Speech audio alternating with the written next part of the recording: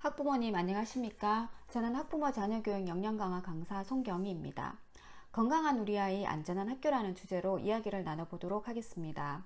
학부모님들 아이들 키우기 많이 힘드시죠? 특히 학교 문제가 우리 아이들을 더욱 힘들게 하고 있습니다.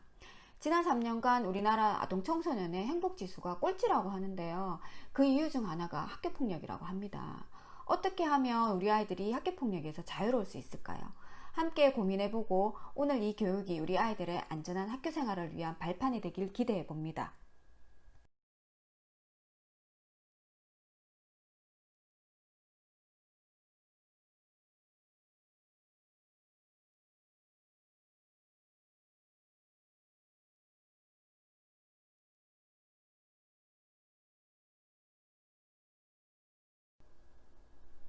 들어가기에 앞서 어떤 내용들이 있는지 목차를 먼저 살펴보겠습니다. 학교폭력이란 무엇일까요? 법률적 의미에 대해서 알아보고 학교폭력의 특징과 유형, 학교폭력이 발생했을 때 가해 학생과 피해 학생에게 나타나는 징후와 해당 부모의 효과적인 개입 전략에 대해 살펴보겠습니다. 마지막으로 우리 아이가 건강하고 정서적으로 안정된 학교 생활을 위해서 우리 부모들이 해야 할 부분에는 어떠한 것들이 있는지 살펴보는 시간을 갖도록 하겠습니다. 화면에 보이는 사파를 잠시 읽어볼까요?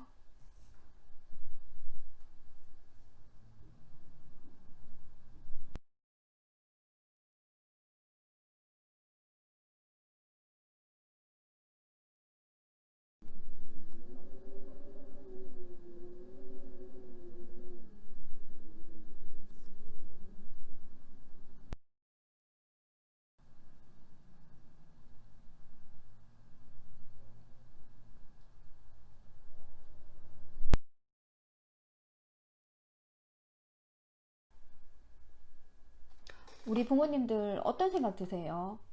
실제로 아이들이 별거 아닌 걸 가지고 사소한 일로 다투곤 하는데요. 이걸 중지하려고 부모님들이 나서서 하시다 보면 나중에는 부모님 싸움이 돼서 어른 싸움으로 더 크게 번지는 경우가 종종 있습니다. 그래서 결국은 부모들이 경찰서에 가는 경우도 있거든요. 아이들은 어른들의 거울이라고 합니다. 아이들이 서로 잘 지내도록 하는 것이 부모의 역할이 아닐까요? 그렇다면 우리 아이들은 왜 싸울까요? 왜 소리를 지를까요? 왜 주먹질을 할까요? 왜 욕설을 하면서 자기 파괴적인 행동을 할까요? 그것은 공격성 때문입니다. 학교폭력에는 여러 가지 원인이 있는데요. 그 중에서 가장 큰 비중을 차지하는 게 바로 이 공격성입니다. 인간은 누구나 공격적인 성향을 가지고 있죠. 다만 그런 공격성이 어떻게 외부로 표출되느냐, 발현되느냐, 그게 중요합니다. 외부에서 오는 뭐 자극이라든가 여러 가지 정보들 이런 것들을 잘 내가 방어하고 소화하기 위해서는 이 공격성은 꼭 필요하거든요. 그래서 꼭 필요한 만큼의 공격성이 갖추어져 있어야 하는데 어떤 아이는 너무 부족해서 위축될 수가 있고요. 또 반대로 너무 또 많아서 지나치면 이게 결국은 폭력이 될 수 있습니다. 이런 공격성이 건강하게 제대로 발달되도록 하기 위해서는 가장 중요한 역할을 하는 것이 바로 우리 부모님입니다. 공격성이 잘 다뤄질 수 있도록 우리 부모님의 역할이 중요하다고 할 수 있겠습니다. 우리 아이들은 성장하면서 신체적인 변화뿐만 아니라 심리적인 변화도 같이 겪습니다. 신체적인 변화는 겉으로 드러나기 때문에 우리가 눈으로 볼 수 있기 때문에 쉽게 알 수 있지만 심리적인 변화는 내면의 변화이기 때문에 관심이나 대화 없이는 잘 알아차릴 수가 없습니다. 그래서 꾸준한 관심과 대화가 심리적인 변화를 알아차리기에는 가장 중요한 방법입니다. 특히 아동기에서 청소년기로 넘어가는 시기를 과도기라고 합니다. 이 과도기는 성적으로 성숙되는 시기를 말하는데요. 남자아이는 몽정을 경험하고 여자아이는 초경을 시작합니다. 신체적 변화와 함께 심리적으로도 많은 변화를 겪고 있는데요. 먼저 정서와 감정이 발달하면서 감정 기복이 심해집니다. 금방 좋았다가 금방 화를 내면서 뭐 문을 쾅 닫고 들어간다는 것 간다던가 그런 행동을 할 때 우리 부모님들 왜 저러지? 라고 의아할 때가 있잖아요. 네, 심리적 동요가 심해지는 그런 과도기라고 생각하시면 이제 이해할 수 있겠죠. 자, 그리고 특히 이 시기에는 이성과 성에 대한 욕구가, 의식 욕구가 강해져요. 그래서 관심과 호기심이 같이 나타나게 되는데요. 이성에 대한 관심과 호기심이 더 접촉 욕구로 이어지기도 합니다. 그런데 이 접촉 욕구가 행동으로 이어지는 순간, 그 순간 바로 학교 폭력이 될 수 있습니다. 최근 3년간 학교폭력 실태조사 결과를 보시면 학교폭력을 최초로 경험한 가해 피해 초등학생 비율이 중학생, 고등학생에 비해서 3배나 많은 것을 볼 수 있습니다. 초등학생의 학교폭력이 얼마나 심각한지 알 수 있는 부분입니다.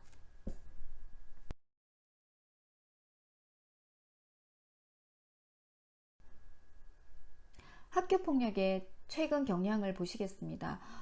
최근 경향은 점점 나이가 낮아지는 걸 알 수 있어요. 저연령화 현상이 일어나고 있고 인터넷이라든가 아니면 사이버 매체의 발달로 인해서 사이버 폭력이 함께 증가하는 경향이 있습니다. 특히 학교폭력 대책자치위원회 심의 건수 중에 69%가 중학생이 차지하는 것을 보면 중학생의 심각성도 알 수 있겠죠. 그리고 욕설이나 모욕 같은 언어적, 정서적 폭력이 점점 지속되고 확대되는 경향이 두드러지게 나타나고 있습니다. 피해자의 응답으로 조사된 학교폭력 유형별 비율을 보시면 전체 피해 유형의 39%가 언어폭력입니다. 그리고 두 번째로 집단 따돌림, 그 다음 스토킹, 사이버 괴롭힘 순으로 이어지고 있는데요. 과거에는 신체적 폭력이 많이 발생했어요. 근데 최근 몇 년 사이에는 언어적 폭력이 많이 증가한 걸 볼 수 있습니다.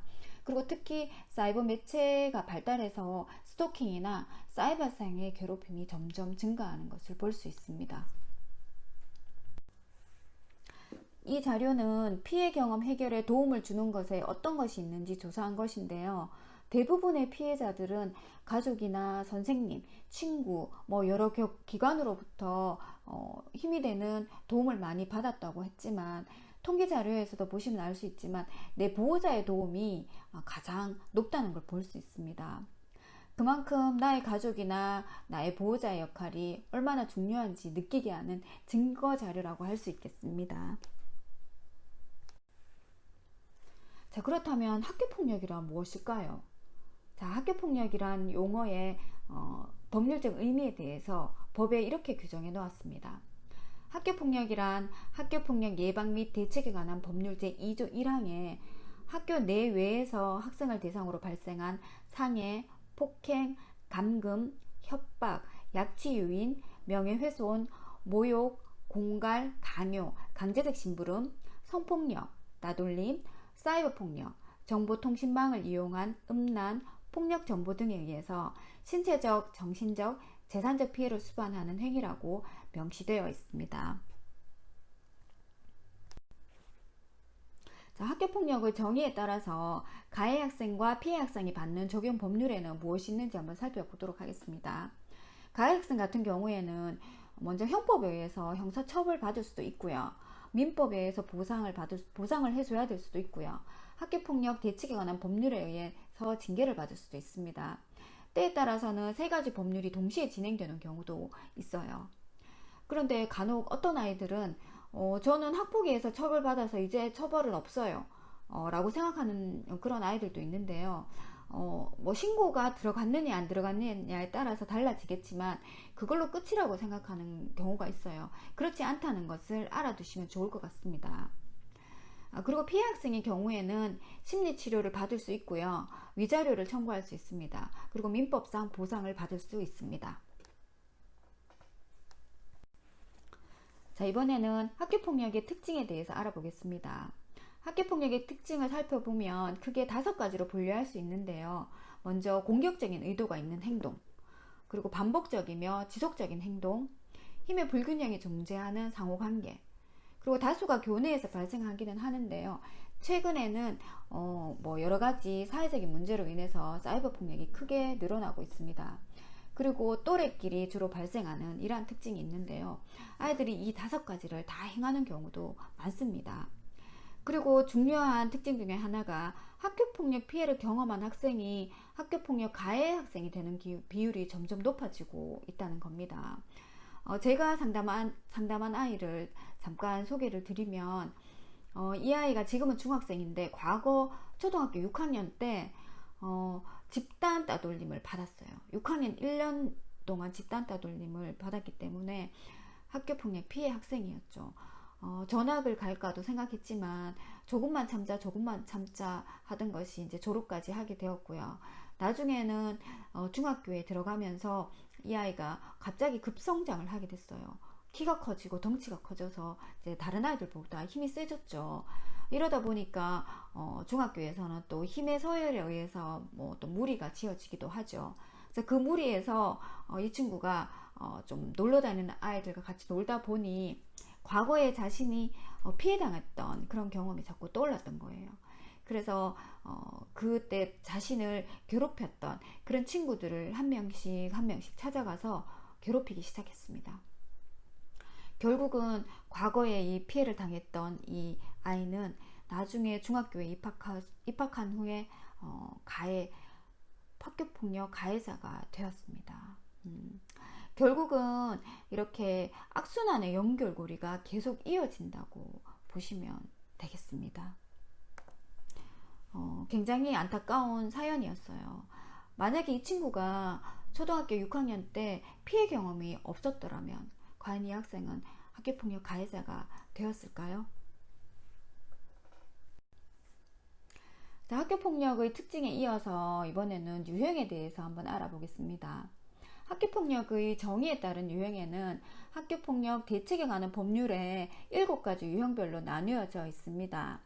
7가지 유형에는 신체폭력, 언어폭력, 금품갈취, 강요, 따돌림, 성폭행, 사이버폭력이 있습니다.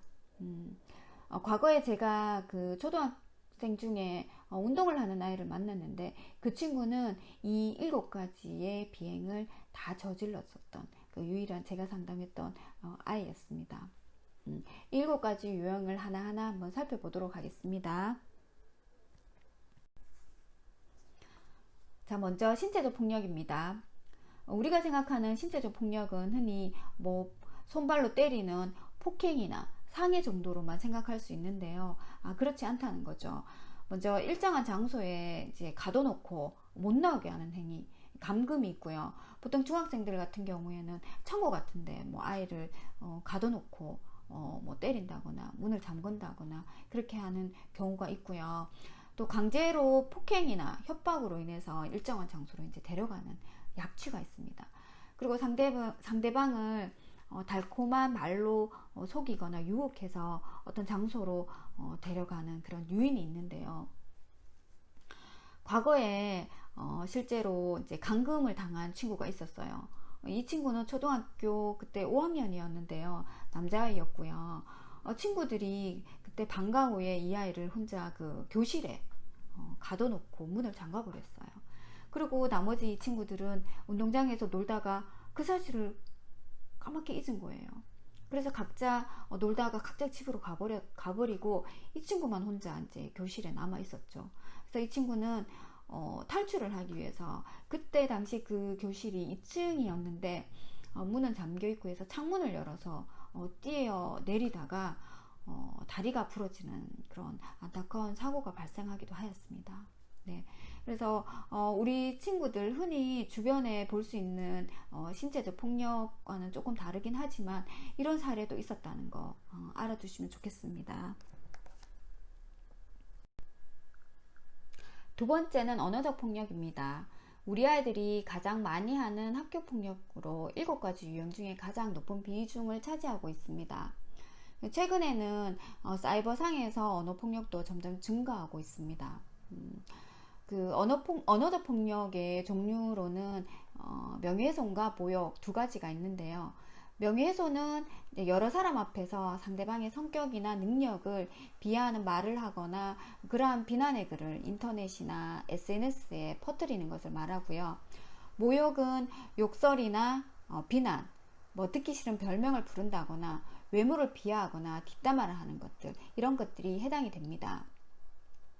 아이들 같은 경우에는 말이라는 것은 한번 이렇게 내뱉으면 공중에서 사라진다고 생각하기 때문에 상대방한테 큰 마음의 상처가 된다는 것을 생각을 못하는 것 같아요. 그래서 쉽게 이렇게 입에서 나오는 대로 이렇게 언어적 폭력을 많이 행하는 경우가 많은데요. 요즘에는 과거와 다르게 여자아이, 남자아이 할 것 없이 욕설을 많이 하고 있어요. 언어적 폭력 중에 욕설이 가장 많고요. 그리고 우리 여자아이들 같은 경우에는 외모를 비하하거나 아니면 특정한 한 사람을 집단 따돌림 하면서 뒤에서 뒷담화하는 그런 경우도 종종 있습니다. 그 아이들에게 언어적 폭력만큼은 상대에게 큰 상처가, 마음의 상처가 될 수 있기 때문에 나중에도 그게 씻을 수 없는 트라우마로 남을 수 있음을 꼭 인지시켜 주시기 바라겠습니다.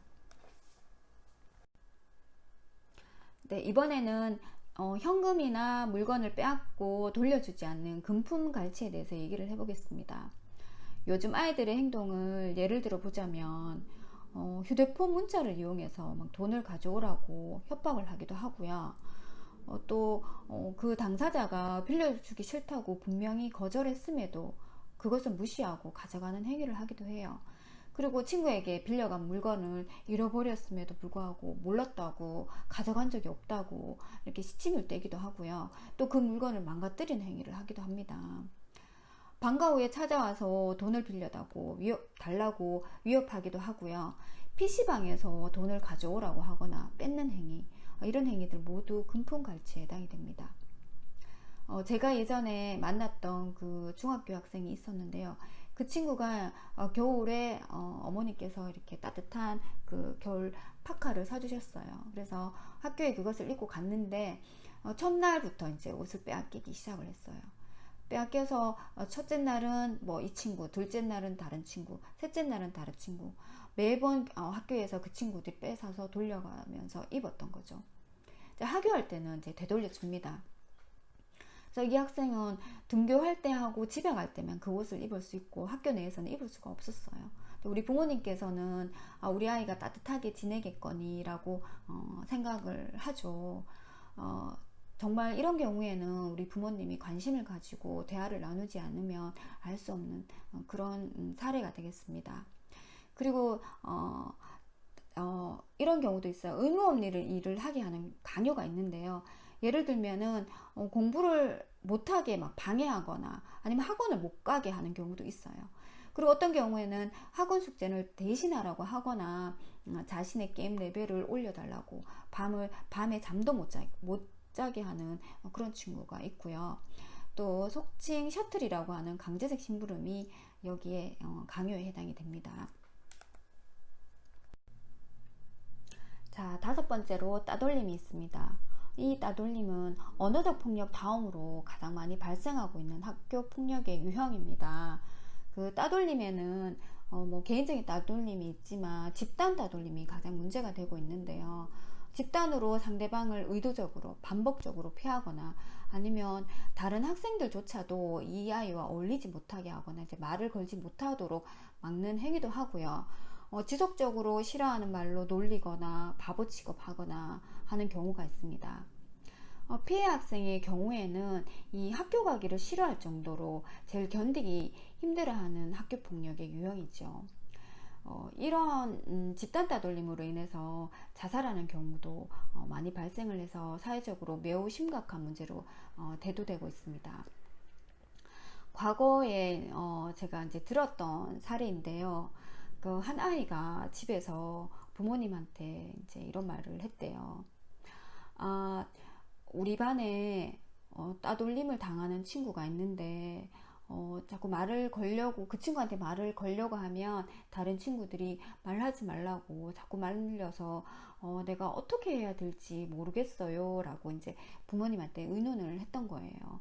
그랬는데 이 부모님이 너무 이제 자기 자식이다 보니 걱정이 돼서 너도 말 걸지 말아라, 너도 그냥 조용히 그냥 너 할 일만 해라 라고 이제 얘기를 했던 거예요.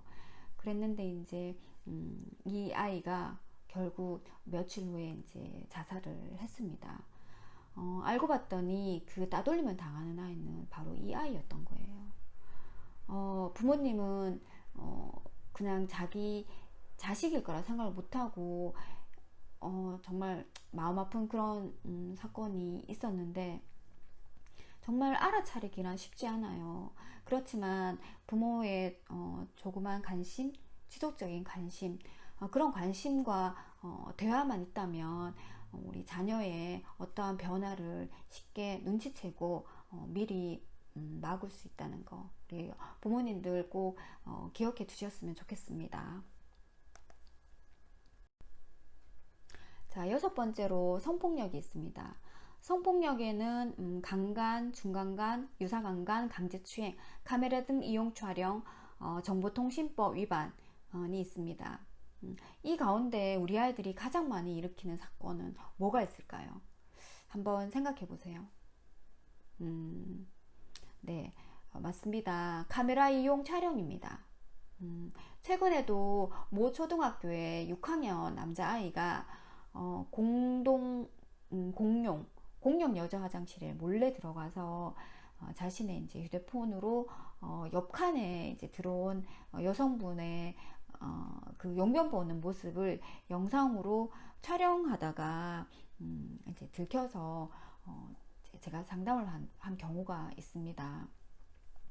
그리고 이제 정보통신법 위반도 우리 초등학생들이 많이 할 수 있는 이제 비행인데요. 자신의 몸캠을 찍어서 다른 사람한테 전송을 한다거나, 아니면 자기 가족, 어머니, 누나나 여동생, 이런 사람들의, 가까운 사람들의 이제 몰래 몸캠을 찍어서 유튜브에 올린다거나, 아니면 이제 다른 사람한테 전송을 하는 그런 행위도 하고요. 아니면 음란한 영상이나 이제 사진, 이런 것들을 친구들한테 전송하는 경우가 종종 있습니다. 이러한 행위들은 모두 성폭력에 해당이 되기 때문에 이 부분은 우리 가정에서 부모님들이 특별히 이제 주의 깊게 교육을 할 필요가 있겠습니다. 마지막으로 사이버 폭력이 있습니다. 사이버 폭력은 언어적 폭력에 해당하는 명예훼손과 모욕의 말이나 글 또는 욕설을 인터넷 게시판이나 채팅 또는 문자 이런 데 이제 올리는 것을 말합니다. 좀 더 살펴보면 허위 글이나 사생활에 관한 사실을 인터넷이나 SNS, 카카오톡으로 이제 불특정 다수에게 공개하는 행위, 위협하거나 아니면 조롱 또는 성적 수치심을 주는 글이나 그림 또는 영상물을 정보통신망을 통해서 이제 유포하거나 반복적으로 전송하는 행위를 말합니다. 이런 사이버 폭력은 인터넷이나 스마트 기기를 이용해서 사이버상에서 폭력을 하는 행위를 말하는데요. 우리 아이들이 상대방을 직접 보지 않기 때문에 이제 폭력이라고 좀 생각하지 않는 것 같아요. 그래서 더욱더 쉽게 접근할 수 있고, 장난으로 또 글을 올리기도 하고, 아니면 재미삼아 영상이나 이런 사진을 전송하기도 하는 것 같습니다. 꼭 이거는 범죄라는 인식을 시켜줄 필요가 있겠죠. 얼마 전에 중학생 남자아이를 제가 만났어요. 이 중학생 남자아이가 최근에 성적 수치심을 느낄 수 있는 사진하고 말을 페이스북 메신저로 같은 반 여자아이한테 전송을 했어요. 그래서 교육청에서 학폭위가 열리고, 그래서 학폭위에 따라서 이제 징계도 받았고, 지금은 또 그 피해 여학생이 경찰에 신고를 해서 최근 이제 조사를 끝마치고 검찰의 연락을 이제 기다리고 있다고 했습니다.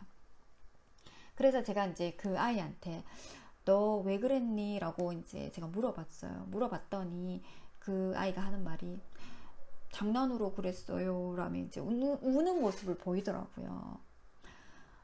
진짜 이제 이게 비록 장난이라고 하더라도 이제 사이버 폭력은 불특정 다수에게 공개되고 유포가 되기 때문에요. 전파력이 매우 높습니다. 그래서 피해자에게는 사이버 폭력이 더욱 치명적일 수가 있어요. 그래서 최근 이 사이버 폭력이 급격하게 증가하고 있는 걸 볼 수 있는데요. 우리 부모님들은 이제 각별하게 이 사이버 폭력에 대해서 신경을 더 써주시고 관심을 가져주셨으면 좋겠습니다. 자, 이상 학교폭력의 정의와 특징, 유형에 대해서 간단히 살펴보았는데요. 최근 사회적으로도 많은 변화가 있고, 우리 생활 양식이라든가 아니면은 학교 생활에서의 방식, 이런 것들이 과거에 비해서 많이 변해서 학교폭력 유행도 점차 이렇게 변화가 많이 생겨나는 것 같아요. 이런 최근에 이제 유형이나 이런 비율이 많이 변화하고 있기 때문에 학교폭력 예방을 위해서 더더욱 우리 부모님의 관심을 가져주고 또 많이 노력할 필요가 있을 것 같습니다. 네, 이번에는 학교폭력이 발생했을 때 나타나는 가해 학생, 피해 학생의 징후에 대해서 살펴보겠습니다. 먼저 가해 학생의 학교폭력 징후부터 보겠습니다.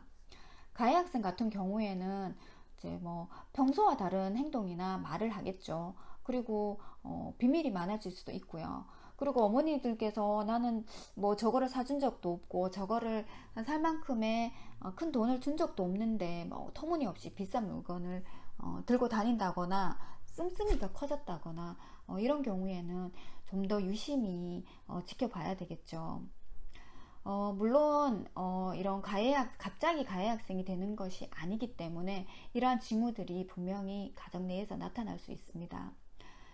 여러 가지 징후가 있겠지만 중요한 몇 가지만 짚어보자면 가장 먼저 이제 우리 어머니들이 부모님이 챙겨야 할 부분이 귀가 시간인 것 같습니다.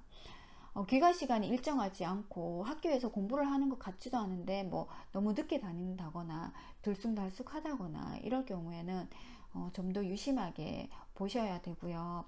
그리고 예전과 다르게 막 말투라든가 아니면 행동이 공격적이지 않는지 좀 더 주의 깊게 살펴보고 또 위험한 물건을 가지고 있지는 않는지 이런 것도 좀 더 꼼꼼하게 챙겨주시면 좋겠습니다. 이 세 가지만 주의 깊게 기울여 관심을 가진다면 이제 학교폭력 가해 징후를 미리 알아차릴 수도 있고 미리 알아차린다면 또 대처할 수 있는 방법도 쉽게 찾을 수 있고 미리 대처할 수 있겠죠. 네, 이번에는 피해 학생의 학교폭력 징후를 보겠습니다. 잠깐 읽어 보시겠습니까? 네, 피해 학생 같은 경우에는 피해 학생도 여러 가지의 징후가 있습니다.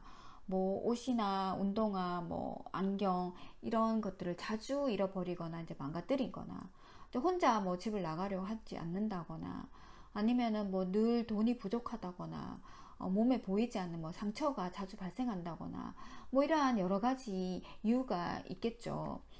그렇지만 이제 또 이 피해 학생의 징후에서도 눈여겨보아야 할 부분이 몇 가지가 있겠는데요. 잠시 말씀을 드린다면, 보통 아이들이 월요일만 되면 뭐 학교 가기 싫어하는 이제 아이들이 많이 있죠. 그런데 피해 학생의 경우에는 매일 아침마다 이제 눈 뜨는 걸 두려워합니다. 그래서 아무런 이유 없이 뭐 배가 아프다는 둥, 뭐 머리가 아프다는 둥, 이제 아프다는 핑계로 학교 가기를 싫어합니다.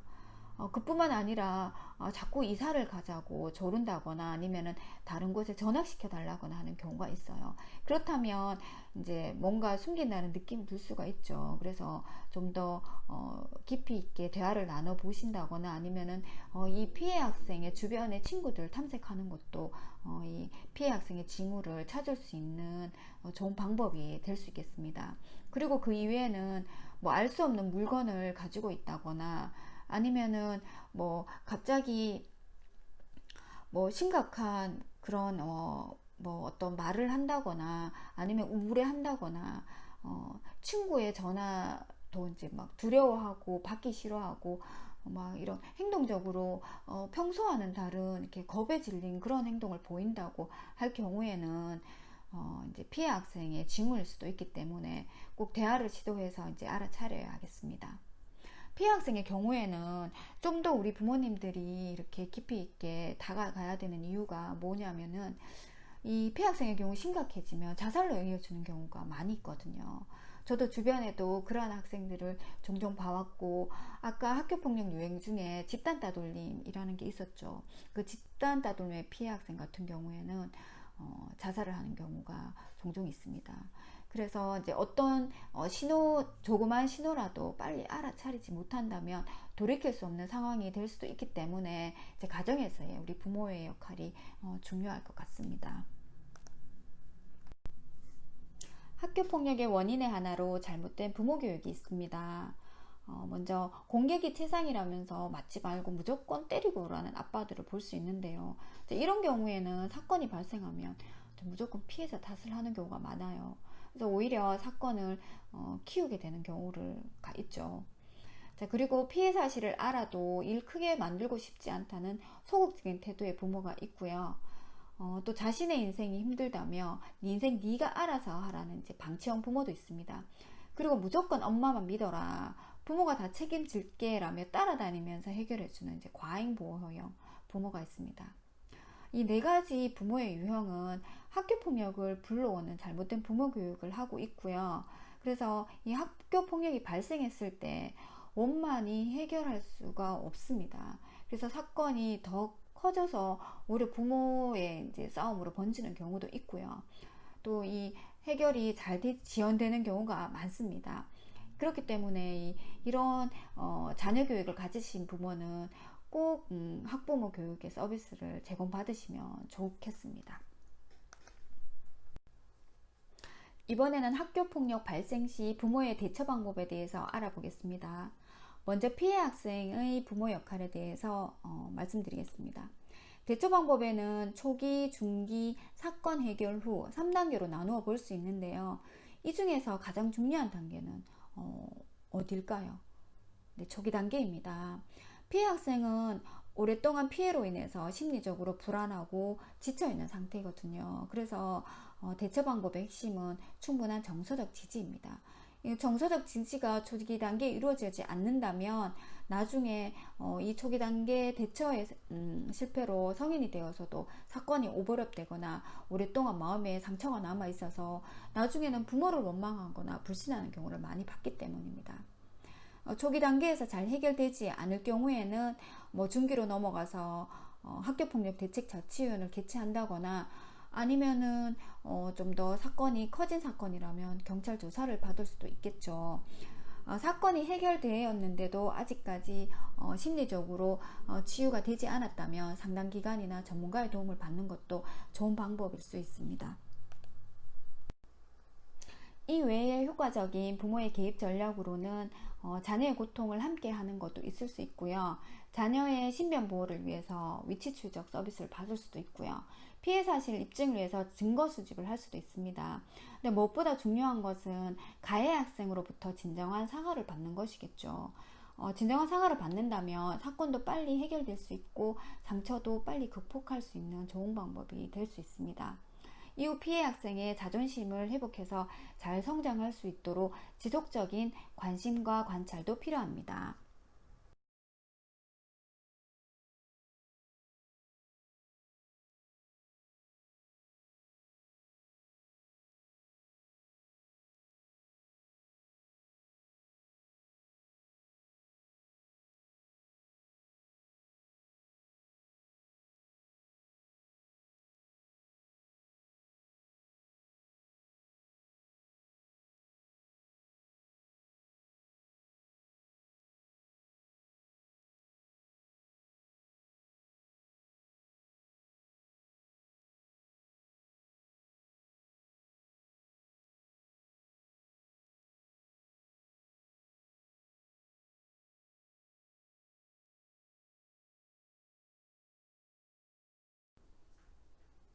이번에는 가해 학생의 학교폭력 발생 시 부모의 대처 방법에 대해서 알아보겠습니다. 단계별 대처 방법 중에 핵심은 역시 초기 단계라고 할 수 있는데요. 무엇보다 피해 학생에 대한 진심 어린 사과를 통해서 용서를 구하는 것이겠죠. 피해 학생의 경우에도 진심 어린 사과를 받게 되면 상처에 대한 회복이 빨라질 것이고 가해 학생도 마음이 홀가분해질 수가 있어요. 원만하게 초기에 대처를 한다면은 아이들이 빨리 학교로 돌아가서 일상에 적응해서 건강한 학교 생활을 할 수 있기 때문에 가장 좋은 방법이라고 할 수 있겠습니다.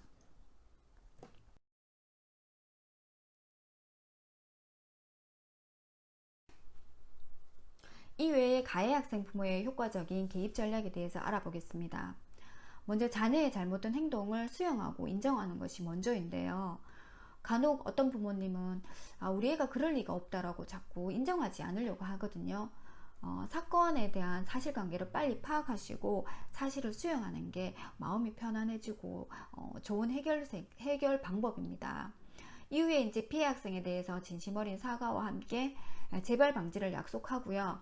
피해 학생에 대한 정신적, 신체적 피해에 대한 회복 지원이 우선이겠죠. 그리고 이번 사건을 계기로 가해 학생에게 위기를 성장의 기회로 만들 수 있는 그래서 더욱 성숙한 자녀가 될 수 있는 전화위복의 계기가 될 수도 있겠습니다.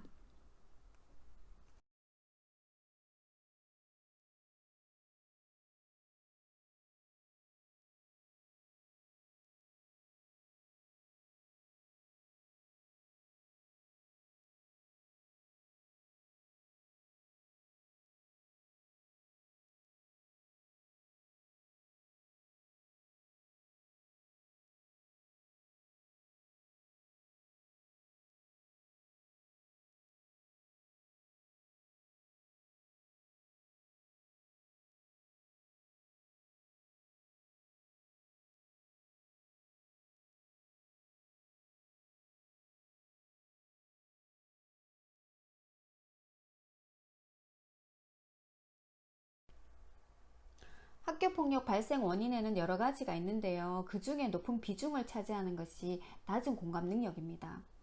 높은 공감 능력이 학교폭력을 예방하는 중요한 방법이라는 뜻이겠죠. 그렇다면 학교폭력 예방을 위한 부모의 역할에서 중요한 것이 무엇일까요? 자녀를 이해하고 공감하는 것입니다. 이해와 공감을 위해서 어떠한 방법들이 있을까요? 한번 살펴보겠습니다. 자주 소통하고 접촉하는 것입니다. 공감을 위해서는 대화로서 먼저 상대방의 마음을 알아야겠죠. 그러기 위해서는 접촉하고 소통하는 게 우선이 되어야겠습니다. 그리고 부모로서 자녀에게 좋은 본보기가 될 수 있어야겠고 공감의 중요성을 꼭 가르쳐야 합니다. 또한 감정표현법에 대해 함께 나누고 익혀야겠습니다. 그리고 가해나 피해 문제가 발생했을 때 해결책을 자녀와 함께 모색하는 것이 좋습니다. 이렇듯 자녀의 학교폭력 없는 건강하고 안전한 학교 생활을 위해서 우리 부모의 노력이 무엇보다 중요하겠습니다.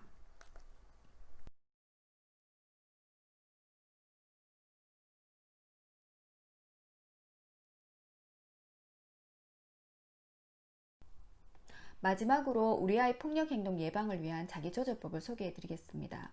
한번 훑어보시고 우리 자녀의 성향에 맞을 것 같다고 생각되시는 문항이 있으시면 기억해 뒀다가 자녀와 함께 연습해 보시는 것도 좋은 방법일 것 같습니다. 먼저 첫 번째, 화가 났을 때는 즉시 행동하지 않는 것이 좋겠죠. 일단 행동을 멈추고 생각한다. 두 번째는 자기 행동에 책임을 져야 한다. 네, 셋째, 심호흡을 한다. 호흡법이 굉장히 마음을 진정시키는 데 도움이 되겠죠. 네 번째, 자기 자신에게 말한다. 다섯 번째, 잠시 화를 식힐 수 있는 시간을 갖는다. 여섯 번째, 다른 일을 상상한다. 즐거운 일을 상상하면 화가 금방 가라앉겠죠. 일곱 번째, 감정을 풀어낼 다른 대처 행동을 취한다. 예를 들면 자기의 취미라든가 특기를 살려서 그림을 그리거나 노래 부르거나 자전거를 타거나 운동을 하거나 이런 등등의 여러 가지 방법이 있겠죠. 여덟 번째, 자기 감정이나 느낌을 솔직하게 말한다. 아홉 번째, 도와줄 사람을 찾아본다. 열 번째, 다른 사람에게 화를 내는 것은 갈등 해결에 전혀 도움이 안 된다는 것을 명심하자. 네, 우리 부모님들 우리 자녀 성향에 맞는 거 문항 찾아보셨어요? 찾으셨으면 좋겠고요.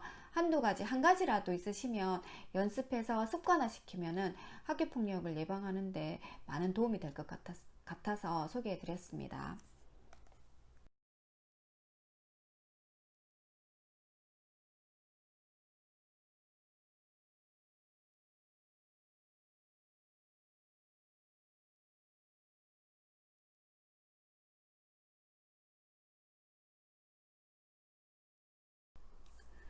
우리가 흔히 잘못 생각하고 있는 학교폭력에 관한 몇 가지 오해들이 있습니다. 하나하나 살펴보겠습니다. 자, 첫 번째, 대수롭지 않은 행동이나 장난, 놀림을 폭력이라고 보는 것은 지나친 생각이다. 우리 학부모님들 어떻게 생각하세요? 모든 폭력은 당하는 상대방을 생각해야 합니다. 그래서 하찮은 놀림이라도 아무리 대수롭지 않은 행동일지라도 그것을 당하는 사람이 그것으로 인해서 심리적, 정신적, 행동적 불편함을 느낀다면 그건 역시 폭력행위가 됩니다. 모든 폭력행위는 피해자의 입장을 고려해야 되는 게 중요합니다. 그리고 두 번째, 친구들과 친해지려면 친구들이 괴롭히더라도 참아야 한다. 그렇지 않죠. 요즘 아이들을 보면 저 친구들과 친해지고 싶어서 그 친구들이 하는 폭력행위라든가 아니면 여러 비행행위를 따라하는 경우가 있는데요. 친구를 괴롭히는 행동하고 진정한 우정은 엄연히 다릅니다. 그리고 피해를 당하는 친구가 그 친구들과 친해지기 위해서 친구의 괴롭힘을 아무 반응 없이 계속 참는다면 더 심한 폭력이 시작될 수 있고요. 그 친구들의 놀림거리가 될 수 있고 결국은 그 무리에서 피해자가 될 수 있어요. 자, 다음은 폭력을 당하는 아이는 맞을 만한 이유가 있다? 이런 말이 있잖아요. 꽃으로도 때리지 말라. 그 어떤 이유로도 폭력은 정당화될 수가 없습니다. 그래서 자신에게 불쾌한 행동을 한다고 해서 그에게 폭력을 행사할 권리는 없고요. 오히려 가해 학생이 피해 학생에게 그 탓을 돌려서 폭력을 정당화시키는 그런 문제의 심각성이 있죠. 그래서 어떠한 경우라도 폭력을 당하는 아이는 맞을 만한 이유가 없다입니다. 자, 그리고 부모님이나 선생님께 이야기해봤자 소용없을 것이다. 흔히 우리 피해를 당하는 아이들이 이런 생각을 많이 하고 있어요. 내가 얘기해봤자 내 얘기 아무도 들어주지 않을 것이라고 그냥 지나쳐버리고 혼자 끙끙 앓는 경우가 많아요. 또 이런 경우도 있어요. 내가 얘기를 하면 오히려 보복당하지 않을까, 가해 학생이 나를 2차적으로 더 가해하지 않을까, 나는 2차 피해를 당할 수도 있어. 그리고 이 비밀은 지켜지지 않을 거야. 그리고 혼자 지레 짐작하는 경우가 많아요.